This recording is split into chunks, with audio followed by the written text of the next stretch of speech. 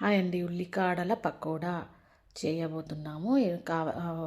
కావలసిన పదార్థాలు శనగపిండి వేసుకోవాలి. తర్వాత జీలకర్ర, ఒక టీ స్పూన్ జీలకర్ర, ఒక టీ స్పూన్ వాము వేసుకోవాలి. టేస్ట్కి తగ్గట్టు సాల్ట్ వేసుకోవాలి. సోడా పొడి వేసుకోవాలి. మెయిన్ ఇంగ్రీడియంట్ ఉల్లికాడలు అవి వేసుకోవాలి. తర్వాత ఆనియన్స్, గ్రీన్ చిల్లీ అన్నీ వేసుకొని బాగా కలుపుకోవాలి. కలుపుకొని వాటర్ వేసుకొని మీకు కావాల్సిన కన్సిస్టెన్సీ అంటే ఈ రకంగా ఉండేలాగా కలుపుకోవాలి.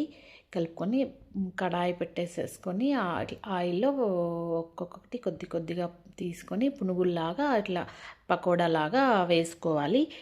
ఇలా వేసుకొని బాగా ఫ్రై చేసుకోవాలి. గోల్డెన్ బ్రౌన్ వచ్చేలాగా ఫ్రై చేసుకోవాలి. అటు ఇటు తిప్పుతూ గోల్డెన్ ఫ్రై అయ్యేలాగా బాగా లో ఫ్లేమ్లో పెట్టకండి. హై ఫ్లేమ్ కాకుండా మీడియం టు హై ఫ్లేమ్లో కాల్చుకోవాలి, ఫ్రై చేసుకోవాలి.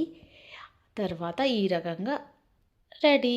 ఉల్లికాడల pakoda is ready. Please subscribe Uma Upadesh channel and like, please share చేయండి.